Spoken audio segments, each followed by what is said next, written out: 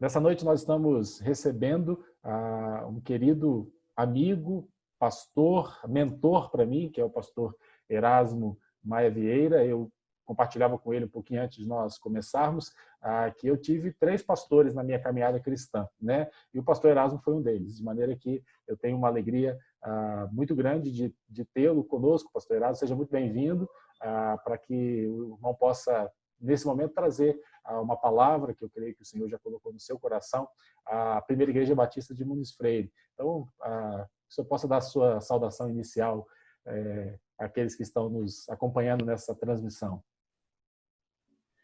Olá a todos vocês, irmãos e irmãs, membros da Primeira Igreja de Muniz Freire.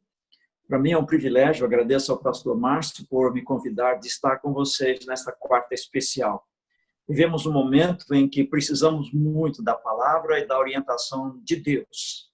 E é importante que vocês continuem fazendo esse tipo de atividade, porque não somente mantém o nosso estabelecimento de nível espiritual, mas nos eleva ainda mais na busca, na procura de uma vida consciente de fazer a vontade de Deus. É um privilégio meu estar aqui hoje à noite com vocês. Ótimo. Pastor Erasmo, além de pastor, é psicólogo também, tem exercido esse ministério de abençoar e de ajudar muitas pessoas ao longo da sua caminhada, da sua jornada como psicólogo. Um líder da nossa denominação, pastor Erasmo, foi o primeiro diretor do Seminário Batista do Estado do Espírito Santo, né? O CETEBS, que agora é Centro Teológico Batista do Estado do Espírito Santo.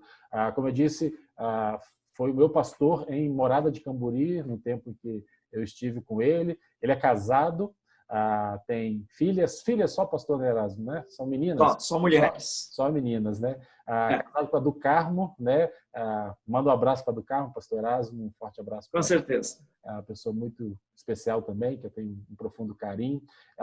E, pastor Erasmo, que o irmão fique à vontade para compartilhar conosco aquilo que o Senhor já colocou no seu coração e que eu tenho certeza que será bênção na vida de cada um de nós. E eu quero desde já agradecer a sua pronta disponibilidade em conversar com a gente, em trazer essa reflexão, a mensagem da palavra de Deus aos nossos corações nessa noite. Fique à vontade, meu amigo. Que Deus te abençoe ricamente.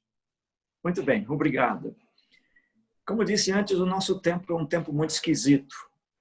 Nós estamos enfrentando dificuldades de todas as formas.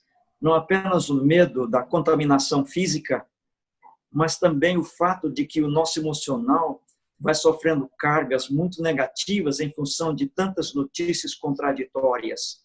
É nesse momento que nós precisamos como que plugar a nossa vida no interruptor onde haja uma energia poderosa que realmente nos ajude a enfrentar toda essa situação e ir à frente. Então, a minha ideia, nesta ocasião, é refletir com vocês sobre o que fazer para encontrar forças e ir à frente nesses momentos tão conturbadores. Eu creio que um dos personagens bíblicos mais interessantes e onde a gente pode pegar algumas dessas ideias foi o profeta Jeremias. Jeremias escreveu 2 livros na Bíblia, o livro de sua profecia propriamente dito e o outro onde estão escritas as suas lamentações. Pois é exatamente nessas lamentações que eu vou buscar ideias para que a gente possa entender como e onde encontrar essas forças para ir em frente, de modo que, ao terminar todo este problema da pandemia, nós possamos sair ainda mais firmes na fé e na vontade de servir ao Senhor. Então, Jeremias mostra essa preocupação, primeiramente, quando ele escreve no capítulo 3, versículos 47 e 48, assim: temos vivido no meio de medos, e nós temos perigos, e nós temos desgraças, e nós temos, e destruição. Muitas vidas estão sendo perdidas em óbitos por causa do coronavírus. Ele continua dizendo: dos meus olhos correm rios de lágrimas. E é por isso que ele é chamado de o profeta chorão. Rios de lágrimas por causa da destruição do meu povo. Ele estava, de fato, em uma situação diferente da nossa, porque aqui a nossa epidemia de vírus. Lá, a epidemia era de que o seu país estava sendo invadido e destruído por forças invasoras. Então, de certa maneira, nós temos inimigos que estão nos destruindo, ou pelo menos tentando nos destruir. E assim a gente pergunta, o que eu posso fazer para enfrentar isso com o coração cheio de satisfação e especialmente de segurança, com a força que o Senhor pode me dar? Muito bem. Então, eu quero dizer 3 coisas apenas. E a primeira é esta aqui. Coloque Deus como prioridade da sua vida. Deus como prioridade da sua vida. Esta semana eu assisti um filme chamado Mais do que Vencedores. É um filme cristão dos irmãos Kendrick, lá de Atlanta. E neste filme, o treinador de basquete tem a sua vida completamente atrapalhada porque a principal fábrica da cidade fecha. E ele fica sem time para treinar e, portanto, muito triste. E o seu pastor o convida para ir no hospital visitar uma pessoa doente e ele vai. Mas os familiares estão no quarto do doente e ele fica do lado de fora. E ele vai encostar na parede, achando que a parede, na verdade, é uma porta, e a porta se abre. Ele se depara com um senhor que está ali enfermo e cego por conta de diabetes e pergunta para ele, quem está aí? Aí ele se identifica. E o homem, então, faz uma pergunta para ele, quem é você? Aí ele diz, eu sou treinador de basquete, eu sou professor de história, sou marido, sou pai de 2 filhos, e começa a fazer uma biografia. E o homem o interrompe e diz, mas o que mais? E ele diz assim, eu sou cristão. O que significa isso? Pergunta o homem. Ele diz assim, significa que eu sigo Jesus. E o homem olha para ele e diz, eu não estou entendendo por que é que você coloca isso por último na sua lista. Porque antes dele dizer tantas e tantas coisas, ele deveria ter dito, eu sou um cristão, mas ele disse, sou professor, sou treinador e tudo mais. E ele então ficou muito impactado com aquilo. E o filme se desenrola nesse sentido de dar prioridade ao Senhor. Agora, faça um exame pessoal antes de a gente dizer qualquer coisa. Em que lugar da sua vida está o Senhor Jesus? Aí você poderia dizer, mas Erasmo, eu quero saber como é que eu coloco Jesus em primeiro lugar na minha vida. Então eu vou dizer para você. A forma mais especial é você ficando a sós com Ele. Mas não é somente ficar a sós com Ele. É ficar a sós para ouvi-lo e para falar com Ele. Para dizer que Ele é o seu Senhor. Para dizer que Ele é o Senhor dos senhores. Jeremias diz isso muito claramente nos versículos 28, no versículo 28, mais precisamente de Lamentações capítulo 3. Aqui ele diz assim, quando a vida estiver difícil, insuportável, busque ficar sozinho, a sós com Deus. Ele continua, fique em silêncio, incline-se em oração, não faça perguntas, aguarde a esperança. Oh, meus irmãos e minhas irmãs, nós todos estamos esperançosos que esta pandemia acabe para a gente fazer tanta coisa gostosa para o Senhor que estamos impedidos de fazer. Não sei se você está sentindo tanta falta da igreja, da congregação, de cantarmos juntos, de orarmos juntos como eu estou. Eu estou muito entristecido porque nós não estamos nos encontrando. Porque a minha vida, eu procuro de todas as formas colocar o Senhor em primeiro lugar. Mas, na verdade, o que é que o Senhor quer que nós façamos quando estamos a sós com Ele? Estar a sós com Deus nós chamamos de hora tranquila. Essa hora tranquila é o momento que nós dedicamos. Não importa o horário, não importa o dia, o importante é que você tenha, se possível, diariamente esse tempo com Deus. Também não importa o quanto você vai ficar com Ele. 5 minutos de qualidade com Deus vale mais do que algumas horas, simplesmente você dizer que está ou fazer isso por obrigação. E nesse momento você vai deixar Deus falar para você. A palavra de Deus é essencial e você precisa tê-la com você nessas horas. E deixá-la aberta e folheá-la. E o Espírito Santo é especial porque ele nos remete a textos que a gente viu antecipadamente e ele diz, olha, vai naquele texto. E quando a gente vai naquele texto ajudado pelo Espírito Santo que a gente lê, o gosto daquela leitura é diferente. A aplicação daquela leitura é diferente. Puxa, eu li isso e não vi essa ideia aqui. Eu não prestei atenção nessa palavra aqui, porque é o Espírito Santo que nos ajuda, indicando exatamente o endereço e mostrando para a gente as coisas maravilhosas que esse endereço tem. O Senhor Jesus, em Mateus capítulo 6, bem no meio do seu sermão do monte, na tradução à mensagem, ele diz isso aqui: encontre um local solitário, sem distrações, de modo a que você não fique divagando diante de Deus. Apenas permaneça ali de maneira mais simples e honesta que você puder. O foco vai sair de você e vai concentrar-se em Deus. E aí você poderá sentir a graça de Deus. Você não sabe, se você nunca fez isso, o quanto é especial ter esta hora a sós com Deus. Mas não é somente ter essa hora a sós com Deus. É viver o dia com o Senhor. Este a sós com Deus é o prato principal. É a refeição principal que você pode ter. Mas fora disso tem os lanches, tem os petiscos, tem os sucos, tem água de coco, tem o caldo de cana. Isso é uma metáfora para eu dizer a você que em todo lugar que você estiver, você tem que estar com o Senhor, porque o Senhor vai estar com você. Mas você tem que perceber a presença dele. E aí suas escolhas, suas decisões serão determinadas por ele, e somente ele pode dizer de fato o que é melhor para nós. Nós podemos ser especialistas, nós podemos ter uma mente muito boa, mas só quem sabe o que é melhor para a gente é o Senhor. Por isso nós precisamos dar prioridade a ele. É nesses momentos que nós encontramos a força para ir adiante. Porque é como que se nós estivéssemos recarregados, como um telefone que de repente perde a sua bateria e nós plugamos e em coisa de meia hora ele já está pronto para ser usado para fazer fotografias, para você falar com as pessoas e assim por diante. Nós precisamos disso como uma necessidade básica e primária. Se queremos ter forças para ir em frente, nós precisamos desse tempo com o Senhor. Tempo de qualidade, tempo de foco exclusivo no Senhor. E fora disso, viver o dia todo na presença dele, fazendo exatamente aquilo que ele quer que nós façamos. Então, essa é a primeira coisa. A segunda coisa que eu quero recomendar para vocês é isso aqui. Peça a Deus para restaurar a sua vida. Peça a Deus para restaurar a sua vida. E não é somente a restauração física que nós precisamos. Existe uma restauração emocional, existe uma restauração espiritual. Quando a gente pensa em restauração emocional, a gente tem que entender de onde nós viemos.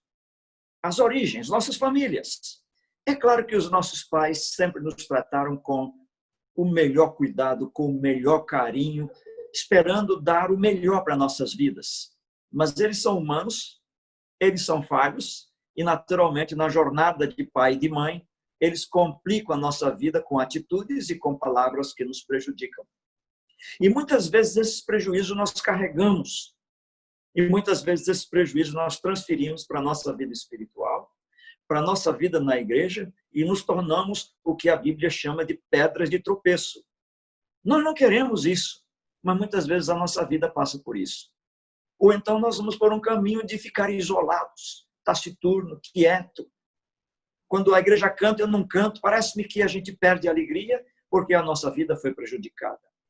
Então, todos nós somos prejudicados e, por isso, todos nós precisamos desta restauração e o Senhor é especialista em restauração. Neste capítulo 3 de Lamentações de Jeremias, nos versículos 55 a 57, nós lemos assim: do fundo do poço gritei, pedindo a tua ajuda, ó Senhor. Roguei que me escutasse e tu ouviste o meu grito. No dia em que te chamei, chegaste perto de mim e disseste: não tenhas medo. Não tenhas medo. Esta é uma palavra especial, porque o Senhor pode fazer isso para nós. O medo é uma das sensações mais duras que qualquer pessoa pode ter, porque paralisa. Talvez você que esteja me ouvindo já tem tantos anos como um cristão ou como uma cristã, mas a sua vida não deslanchou, você não foi adiante, porque você teve medo de arriscar a sua fé, você teve medo de fazer coisas para Deus porque você imaginou que não tivesse condições. Essa é uma armadilha do diabo, eu lhes digo isso com certeza. O Senhor deu as prerrogativas para você ser um cristão exemplar. E você pode fazer isso, basta você clamar ao Senhor e dizer: restaura, Senhor, a minha vida. E você vai ver como a sua vida vai passar por situações tão lindas que você nunca experimentou. E aí, infelizmente, eu vou ter que dizer a você que vai acontecer uma coisa, especialmente para vocês que são da minha idade, e agora que vocês estão começando a deslanchar na sua vida cristã. Você vai dizer: puxa vida, eu deveria ter sabido disso antes. Mas eu digo para você que, embora essa seja uma reclamação que aparentemente é justa, o Senhor Deus tem o tempo certo para nós. E para Ele, o tempo certo para você deslanchar é este agora. De dedicar a sua vida comprometidamente ao Senhor, com uma vida limpa, com a vida íntegra, com a vida pura. Todos nós somos pecadores e carecemos da graça de Deus. E essa graça, acima de tudo, está à nossa disposição e é derramada sobre nós. E a palavra diz: graça sobre graça. Então, Deus não nos dá apenas o almoço, mas Ele completa com a sobremesa e com aquele suco de laranja fantástico. Deus é um Deus que sempre dá mais. Lembra o Salmo 23, quando o salmista diz: o meu cálice transborda? Quando nós pedimos a restauração da nossa vida, Deus nos dá mais do que a restauração, porque Ele dá-nos força para ajudarmos outras pessoas a terem as suas vidas restauradas. Nós precisamos, então, entender que a necessidade da restauração é toda nossa. Nesta hora, então, eu recomendo que você tenha 3 atitudes, todas elas começando com a letra C. A primeira atitude é: tenha calma. Espere no Senhor. Aquiete-se e saiba que Ele é Deus. Tenha calma. Fique quieto. Muitas vezes as notícias doidas que aparecem por aí deixam a gente confusos e ansiosos. Tenha calma. Muitas vezes nós perdemos um pouco a nossa estribeira porque a ansiedade nos leva a apavoramento. Tenha calma. A palavra recomenda calma. Deixe Deus entrar na sua vida para restaurar. O segundo C desta trilogia é confiança. A restauração do Senhor, ela é confiável porque não há falhas. O Senhor nos restaura exatamente no ponto que nós precisamos ser restaurados. Naturalmente, você já ouviu de alguns médicos, especialmente cirurgiões, que vai tirar o rim direito e ele não olha direito por uma falha, talvez até por um cansaço profissional, ele tira o lado esquerdo. Há falhas na cirurgia. Cirurgiões esquecem pinças, gases, não é? Mas as cirurgias que Deus faz, não há esquecimento, não há falhas. O Senhor, quando nos trata por inteiro da melhor maneira possível. E o resultado sempre é um resultado satisfatório e, eu digo, mais do que satisfatório. Confie no Senhor, porque dele só vai vir coisa boa para a sua vida. E o terceiro C é creia. Não somente confie, mas creia. Crer significa não apenas: eu sei que Jesus existe. O diabo sabe disso, Tiago diz. Mas crer significa dar um passo de fé, fazer alguma coisa para que a nossa fé seja exposta. E é isso que nós precisamos acima de tudo. É exatamente este aspecto da nossa vida que nós temos necessidade de mostrar para as pessoas quem nós somos e o que nós podemos fazer. Nesse texto de Lamentações, no capítulo 5, versículo 21, o profeta diz assim: restaura-nos, Senhor.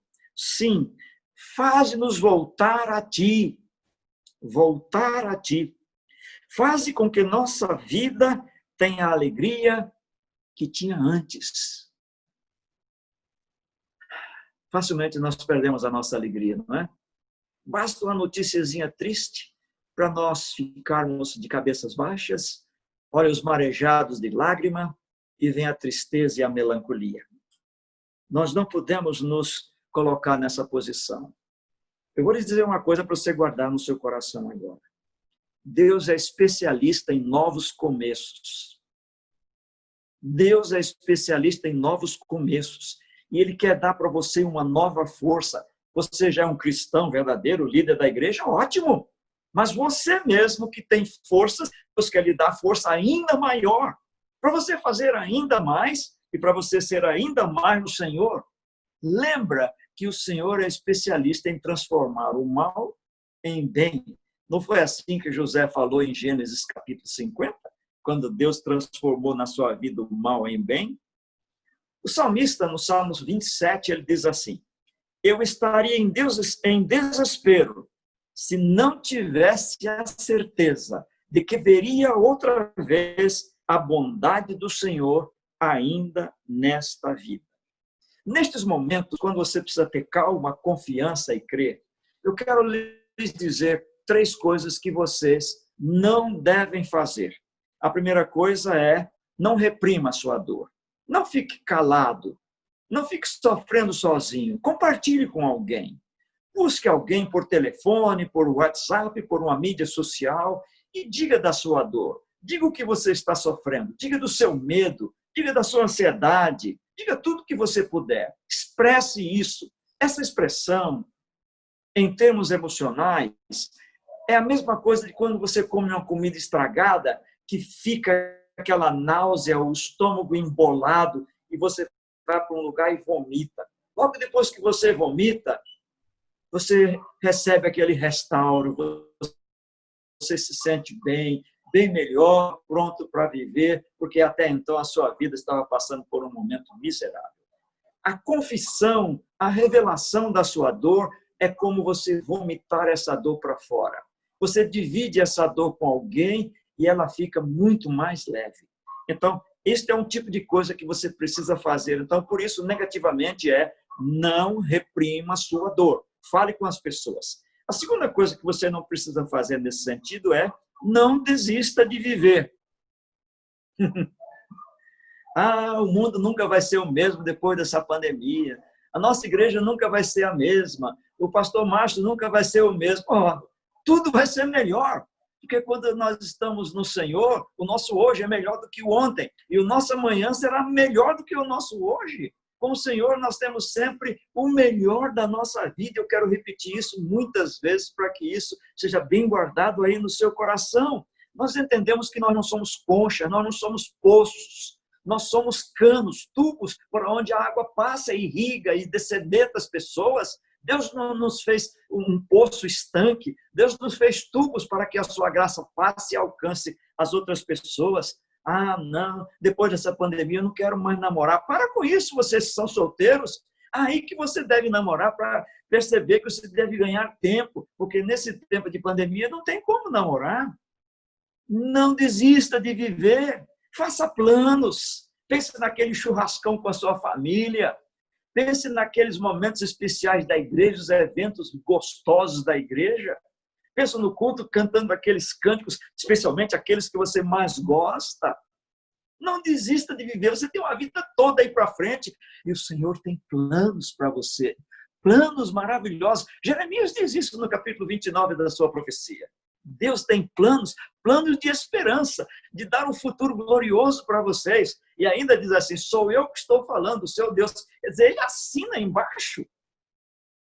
A terceira coisa que você não deve fazer é esta aqui: não se encha de mágoas. Não se encha de mágoas. Esse é um tempo muito cavernoso, como eu poderia dizer, porque é um tempo em que a gente se enche de situações negativas. Porque a gente muda todo o sistema de vida e fica mais em casa, o nosso emocional fica numa revolução. E aí a gente muitas vezes se lembra de coisas do passado, aquele fulaninho que me magoou, e aquela mágoa vem, e nós trituramos aquilo como se fosse vaca, ruminando, põe para dentro, põe para fora, põe para dentro, põe para fora. Não é assim que precisamos e devemos viver como cristãos em Jesus. O viver cristão não aceita mágoas. A mágoa, essa dor prolongada, ela não existe para o cristão. Se você tem sentido isso, você precisa rever e pedir a Deus que Ele restaure, porque tem alguma coisa que precisa ser renovada em você. Jeremias diz, ainda no capítulo 3, essa coisa maravilhosa: o Senhor é bom para aqueles cuja esperança está nele, para com aqueles que o buscam. É bom esperar tranquilo pela salvação do Senhor. É isto que o Senhor está dizendo. O Senhor é bom para aqueles cuja esperança está nele. Saiba que o Senhor está com você fazendo o melhor que Ele pode. Então, entenda que você não pode mudar nada do que está acontecendo. São circunstâncias sobre as quais a gente não tem controle. É fora do seu controle. Então, simplesmente aceite e ponha a esperança no Senhor, porque é isso que vai lhe dar forças. E então, assim, eu poderia dizer ainda mais uma coisa. Na sua restauração, traga a sua memória, pode completar comigo, aquilo que me dá a esperança. Sabem, eu entendi muito claramente que o melhor remédio para qualquer pessoa é a gratidão. A gratidão é a melhor e mais espetacular virtude que qualquer pessoa pode ter. Olha para trás e dá uma olhada bem clara em tudo que Deus já fez na sua vida. E você vai ver que você pode cantar aquele velho cântico. Conta as bênçãos, conta quantas são recebidas da divina mão. Conte uma a uma, diz de uma vez, e hás de ver, surpreso, o quanto Deus já fez por você. A terceira e a última coisa que quero dizer é esta aqui. Lembre-se de que Deus está sempre disponível para você. Deus está sempre disponível para você. Nós somos refratários à mudança, nós não gostamos de mudança. Tudo que nós fazemos são rotinas.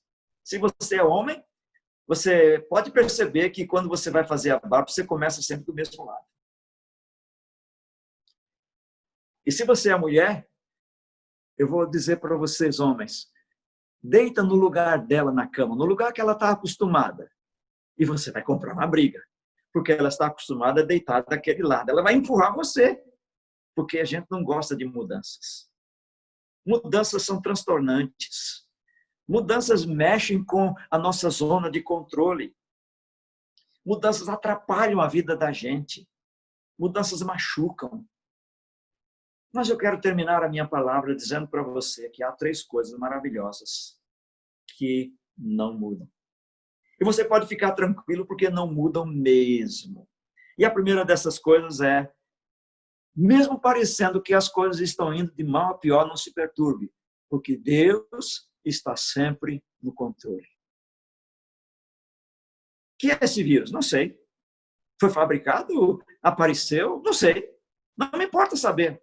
Porque quando eu começo a buscar esses detalhes, a minha cabeça entra em parafuso. Eu prefiro pegar a coisa grande, a coisa boa. Deus está no controle. Se Ele quiser que eu tenha o coronavírus, eu vou ter. Se Ele quiser me chamar, Ele me chama e eu vou. Se Ele quiser me dar um momento de restauro, eu ficar na cama aí por uns 3, 4, 5, 10 dias, eu vou ficar orando, relembrando os versículos que eu sei de memória. Enfim, o importante é que Deus controla a minha vida como Ele quer controlar a sua. E quando Deus controla, a maturidade vem para nós percebendo que nada muda. Claro é que nós temos livre escolha. Deus controla as coisas. Mas nós podemos dizer, não quero, não aceito. Mas eu diria para você que a melhor coisa da vida é você permitir que Deus controle você. Que Deus controle a sua vida. Porque esse controle de Deus vai lhe dar confiança de saber que onde você estiver, você vai estar bem. O que você estiver fazendo, você vai fazer bem. As coisas que lhe acontecerem, mesmo aquelas que não são boas, você vai ouvir Paulo dizendo que essas coisas concorrem para o bem daqueles que amam a Deus. Porque Deus está no controle. O que é que Jeremias tem para nós? No capítulo 5, ele diz assim, o nosso coração está doente e as lágrimas escureceram a nossa visão. Mas tu, ó Senhor, reinas para sempre. Tu dominas as gentes de todos os tempos. Reinas para sempre. Deus é o seu rei. Ele reina para sempre. E o reinado dele não há mudanças. Porque aquilo que ele disse lá em Gênesis é a mesma coisa que ele está dizendo em Apocalipse. Aquilo que ele disse no começo do mundo é a mesma coisa que ele vai dizer no fim do mundo. O alfa e o ômega, e nesse entremeio, são constantes na direção e no controle de Deus. Então, observe que tudo isso acontece tirando a gente da zona do conforto. Deus está em ação e, por conseguinte, nós não precisamos ficar abalados e busquemos ao Senhor sabendo que Ele está no controle de tudo. A segunda coisa que não muda é essa aqui. Deus ainda me ama e sempre vai me amar. Mesmo que eu esteja errado, mesmo que eu esteja fazendo coisas que ele não goste, ele vai amar. Talvez você vai ficar meio atrapalhado comigo no que eu vou dizer agora, mas se você é um grande líder da igreja de Muniz Freire, dedicado ao Senhor, comprometido com o Senhor, que está dando mais do seu tempo para o Senhor, o amor de Deus por você é o mesmo que Deus tem por aquele bandido que está condenado à prisão perpétua na cadeia. É o mesmo amor. Deus não tem mais amor por um, menos amor por outro. Mas uma coisa boa de se dizer é: Deus ama todos nós. Por isso que o versículo de ouro na Bíblia diz: porque Deus amou o mundo. Ama a todos. Ama a todos. Aí você pode dizer: mas se Deus me ama, por que é que Ele permite que coisas ruins aconteçam na minha vida? Olha, são coisas ruins do seu ponto de vista. Mas do ponto de vista de Deus, são coisas que Deus está permitindo que lhe aconteçam para melhorar o seu caráter. Porque Ele quer que você chegue da melhor maneira possível à presença dEle.